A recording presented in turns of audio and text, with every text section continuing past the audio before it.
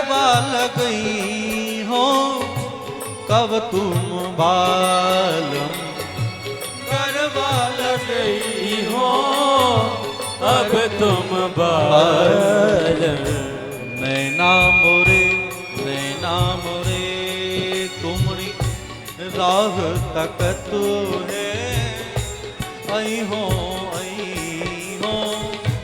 कब तुम बालम। अब राह तकत है, आई हो कब तुम बालम। नैना मोरे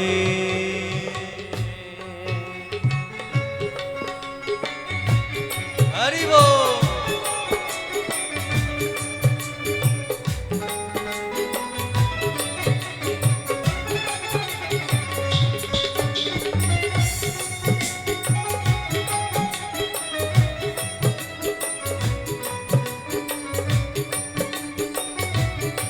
हरि बोल।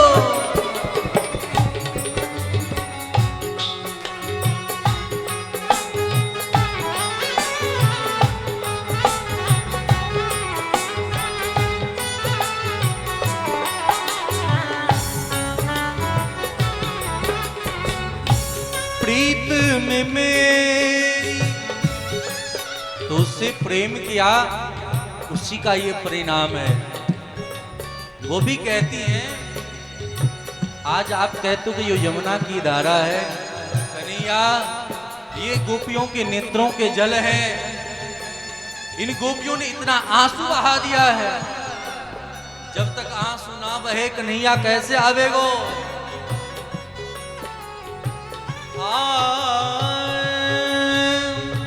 प्रीत में मोरी ये गति भई है, प्रीत में मोरी ये गति भई है। सुध बुध बिसरी देखो मुरारी, सुध बुध बिसरी देखो मुरारी।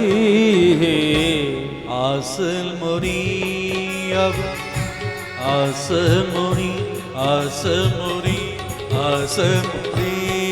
अब तुम्ही से लगी है, आस मोरी अब तुम ही से लगी है। पूरी करी हो कब तुम पालो, तुमरी राह तकत है, आई हो कब तुम। नैना मोरी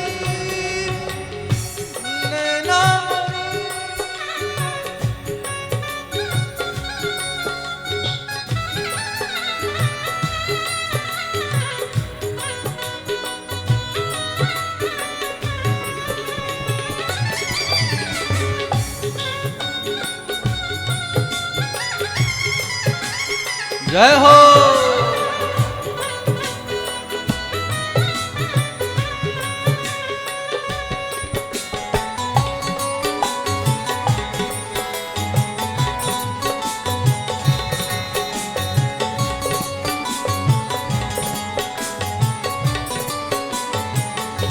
नैना मोरी नैना मोरी नैना मोरी नैना मोरी नैना मोरी।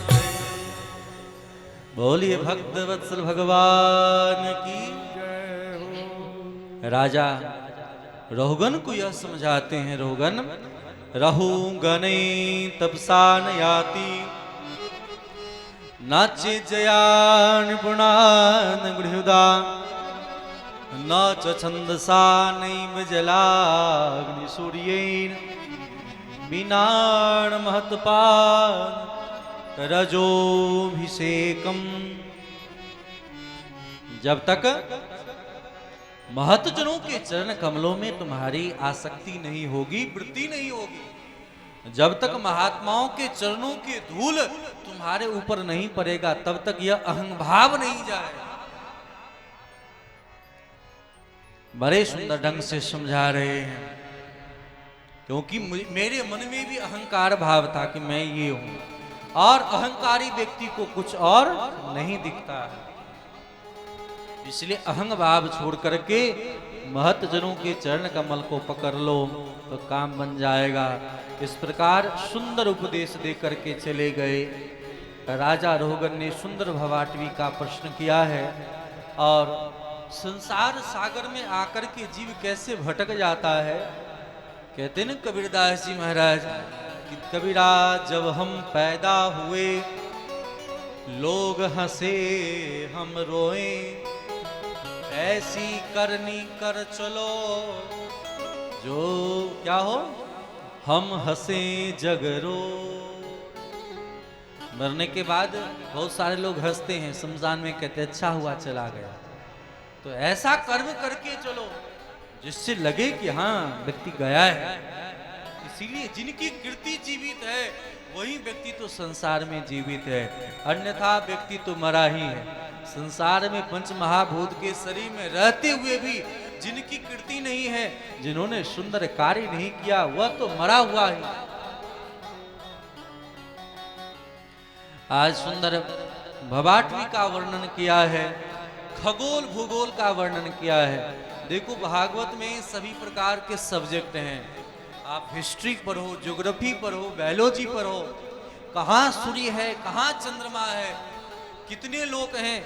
4,32,000 वर्ष का कलयुग है, 4,32,000 वर्ष का कलयुग, द्वापर 8,64,000 वर्ष का, 12,96,000 वर्ष का त्रेता, और 17,28,000 वर्ष का सतयुग है। इस प्रकार मनुष्यों की आयु 100 वर्ष है, देवता की आयु भी 100 वर्ष की है। हम सबों का 1 वर्ष देवताओं का 1 दिन होता है, उसी को दक्षिणायन और उत्तरायण कहते हैं। ध्यान देना, इन 4,32,000 वर्ष से लेकर के 17,28,000 वर्ष, यह एक बार सतयुग, त्रेता, द्वापर, कलयुग व्यतीत हो जाता है, उसे कहते हैं चतुर्युगी। इसे कहते हैं चतुर्युगी। और इस प्रकार 1000 बार सतयुग, त्रेता, द्वापर और कलयुग व्यतीत होता है, उसे कहते हैं कल्प। और एक कल्प के बराबर होता है ब्रह्मा जी का 1 दिन। ब्रह्मा जी के 1 दिन में 1000 बार सतयुग, त्रेता, द्वापर, कलयुग व्यतीत हो जाता है। उस प्रकार ब्रह्मा जी की भी आयु है 100 वर्ष। अभी जो द्वितीय परार्ध चल रहा है, पंडित जी जो मंत्र पढ़ाते हैं संकल्प में, ओम विष्णु विष्णु विष्णु नमो अद्य ब्रह्मणो द्वितीय परार्धे श्वेत 12 कल्पे वैवस्वत मनवंतरे अष्टाविंशति में कलियुगे कलि प्रथम चरणे जम्बो द्वीपे भरतखंडे आर्यावर्ते देशे कुरुक्षेत्रे तद सन्निकटे आदि आदि जो कहते हैं। ये क्या कहते हैं कि ब्रह्मा का आधा उम्र व्यतीत हो गया है। 28वां अष्टविंशति में 28वां चतुर्युगी चल रहा है। तो ब्रह्मा जी के 1 दिन में 10 मनवंतर 14 मनवंतर होते हैं, यानी 1 मनु का शासन होता है 71 चतुर्युगी से कुछ अधिक, अर्थात 71 बार सतयुग, त्रेता, द्वापर, कलयुग व्यतीत हो जाता है, उसे कहते मनुवंतर। और इन अवतारों के माध्यम से भगवान अनेक अनेक लीला को किया करते हैं। नीचे 7 लोक हैं, 7 लोक ऊपर हैं, और भारत देश की महिमा अधिक है।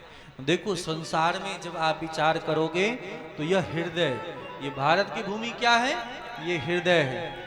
देखो पांव में घाव हो जाए तो चलेगा, हाथ काटना पड़े तो चलेगा, लोग जीवित रह सकता है, लेकिन हार्ट फेल कर जाए तो जीवित रहेगा। उसी प्रकार जब तक ये सनातन धर्म का प्रचार प्रसार भारतवर्ष में रहेगा, संसार में कहीं भक्ति हो ना हो, हर एक जगह भक्ति का प्रचार होगा ही होगा ही होगा। इसलिए भारत भोगी भूमि नहीं है।